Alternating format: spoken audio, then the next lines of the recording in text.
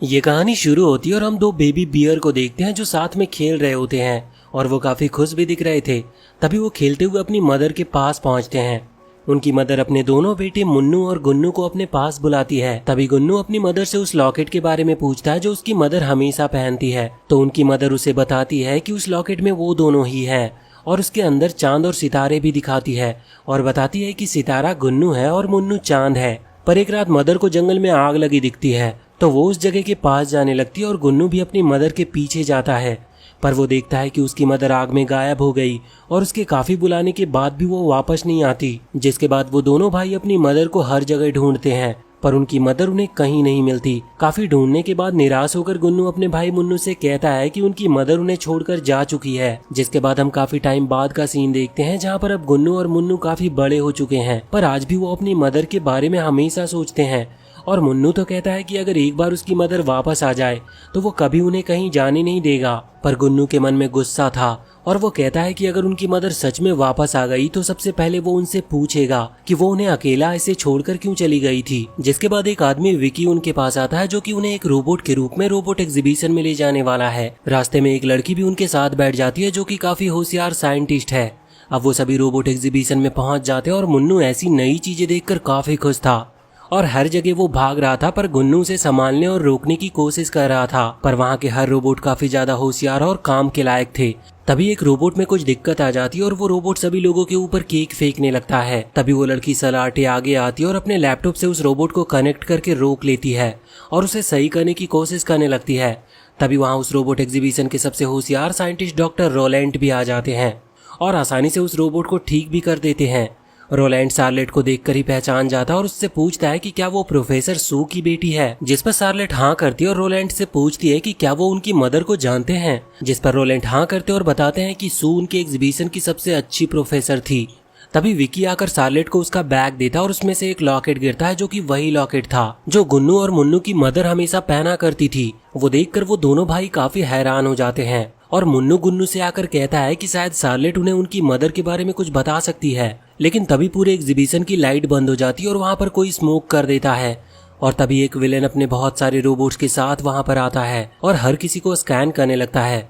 असल में वो शार्लेट के पीछे था पर वो शार्लेट को पकड़ पाता इससे पहले ही गुन्नू उसे बचा लेता है और विकी अपनी वैन ले आता है जिससे वो सभी बैठकर वहाँ से भागने लगते हैं। पर उस विलेन के रोबोट ने अब भी उनका पीछा नहीं छोड़ा था और वो सभी उनका पीछा कर रहे थे।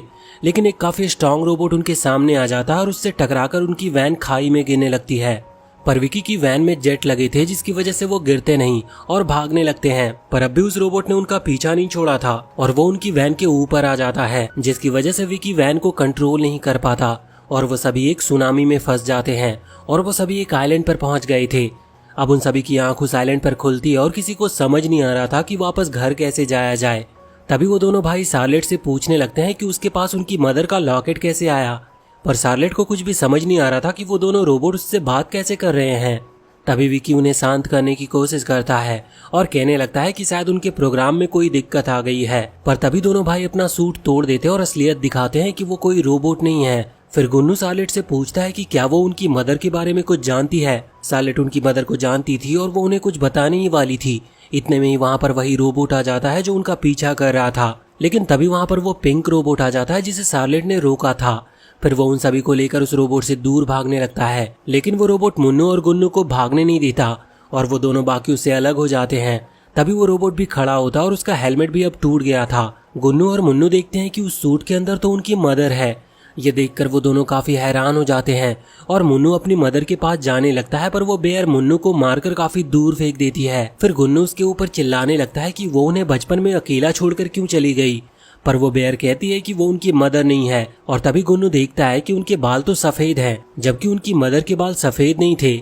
फिर एक मशीन की मदद से वो बेयर शार्लेट की लोकेशन का पता लगा लेती है। अब गुन्नू उस बेयर को शार्लेट तक जाने से रोकने लगता है क्योंकि सिर्फ शार्लेट ही उन्हें उनकी असली मदर तक ले जा सकती है। तभी गुन्नू वो मशीन ले लेता है जिससे शार्लेट का पता चल सकता है और वो उसे मुन्नू की तरफ फेंकता है। मुन्नू को वो कोई खाने की चीज लगती है, इसलिए वो उसे खा लेता है। अब वो बेयर मुन्नू को भी अपने साथ ले जाने की कहती है क्योंकि मशीन उसके पेट में है और उसके साथ रहने पर ही लोकेशन का पता चल सकता है। मुन्नू गुन्नू को बताता है कि उसके पास एक प्लान है, इसीलिए वो दोनों ही उस लेडी के साथ जाने लगते हैं। पर मुन्नू का प्लान काफी बेकार था, इसीलिए गुन्नू उसे लेकर भागने लगता है। पर वो कितनी भी भागने की कोशिश करते, वो लेडी उनके पास ही पहुंच जा रही थी।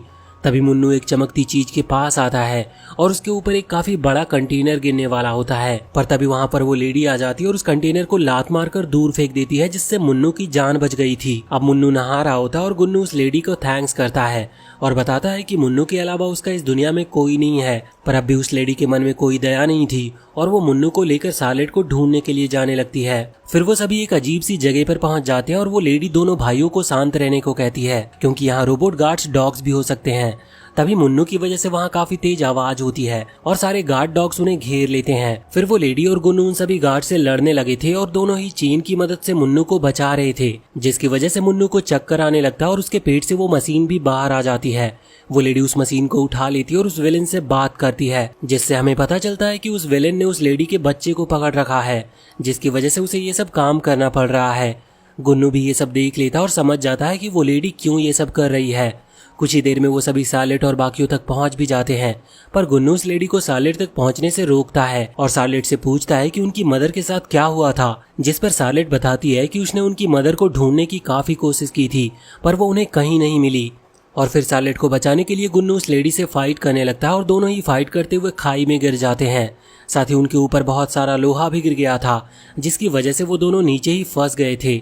दोनों ही निकलने की काफी कोशिश भी करते हैं पर कुछ भी हो नहीं रहा था। फिर वो दोनों बात करते हैं और दोनों एक दूसरे के काफी क्लोज भी आ जाते हैं। तभी वहाँ पर वो विलेन स्क्रब आ जाता है और अपनी शिप में सालेट और उस लेडी को ले जाता है। मुन्नू गुन्नू और विक्की भी उनकी मदद करने जाते हैं। सालेट स्क्रब से पूछती है कि उसे उसकी मदर की रोबोटिक चिप कैसे मिली, क्योंकि स्क्रब उसी चिप की मदद से अपने सारे रोबोट्स को चला रहा है। पर स्क्रब कुछ भी बताने से मना करता है। वो लेडी स्क्रब से उसका बच्चा वापस करने को कहती है क्योंकि उसने जो कुछ भी कहा उसने वो सब किया। पर स्क्रब उससे कहता है कि सारा काम तो उसे ही करना पड़ा, इसीलिए वो अब भी उसका बच्चा वापस नहीं करेगा। तभी वहाँ पर वो तीनों भी आ जाते हैं और स्क्रब के रोबोट्स पर अटैक कर देते हैं। पर स्क्रब उस लेडी को करंट देने लगता है, जिससे उस लेडी को काफी तकलीफ हो रही थी।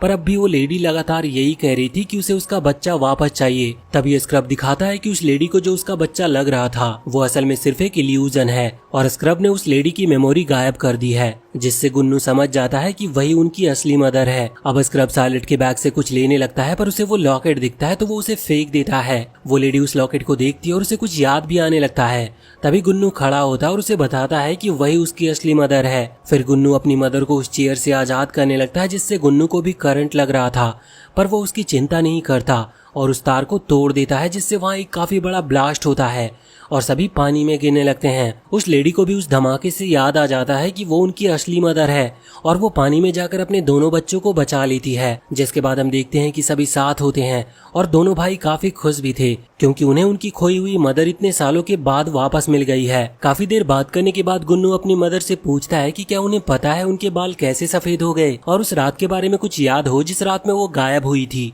पर गुन्नू की मदर को उस बारे में कुछ भी याद नहीं था।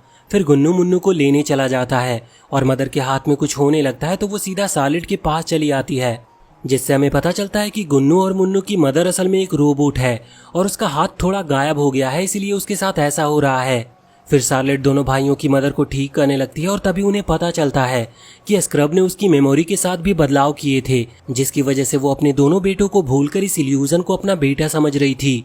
अब उन्हें उसी रात की वीडियो दिखती है जहां आग लगी थी और सालेट की मदर उसी घर में घायल पड़ी थी। तभी वहां पर स्क्रब आ जाता है और गुन्नू की मदर को गोली मारकर गिरा देता है और तभी वहां पर प्रोफेसर रोलैंड भी आता है। वो सालेट की मदर को शूट करता है, जिससे हमें पता चलता है कि इस सब के पीछे रोलैंड का भी हाथ है। तभी रोलैंड उनके पीछे गन लेकर आता और स्क्रब भी वहीं पर था। कुछ देर के बाद गुन्नू भी वहां पर आ जाता और उसे कहीं कोई देख नहीं रहा था। तभी गुन्नू को रोलैंड और स्क्रब दिखते हैं जो उसकी मदर के साथ जा रहे थे और वो उन्हें रोकने की कोशिश करता है और गुन्नू को अपनी मदर के हाथ से पता चलता है कि वो असल में एक रोबोट है। तभी उसकी मदर उसे दूर रहने की कहती है और बताती है कि वो उसकी मदर नहीं है। ये सुनकर गुन्नू को काफी गुस्सा आ जाता है और वो अपनी मदर से कहता है कि वो उसकी मदर हो ही नहीं सकती।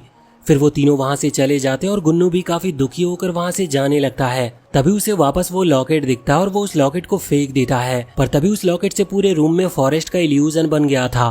इसीलिए यूजन से गुन्नू को पता चलता है कि सालेट की मदर को वो दोनों भाई फॉरेस्ट में मिले थे और उनका ध्यान रखने के लिए सालेट की मदर ने उस रोबोट को बनाया और उसे मिशन दिया कि उसे उन दोनों भाइयों का ध्यान रखना है। फिर देखते ही देखते उस रोबोट को उन दोनों से प्यार हो गया और वो उनकी असली मदर बन जाती है। गुन्नू ये सब जानकर काफी निराश हो गया था और तभी उसका पैर लैपटॉप पर लगता है, जिससे उसी रात की वीडियो शुरू हो जाती है जब गुन्नू की मदर उसे मरने से बचाती है और रोलैंड और स्क्रब उसकी मदर का सारा डेटा मिटाकर उसे वहां से ले जाते हैं। अब गुन्नू समझ जाता है कि उसकी मदर उससे कितना प्यार करती है। तभी गुन्नू को विक्की की आवाज आने लगती है और वो गुन्नू को सब बताता है जो कुछ भी रोलैंड और स्क्रब ने किया।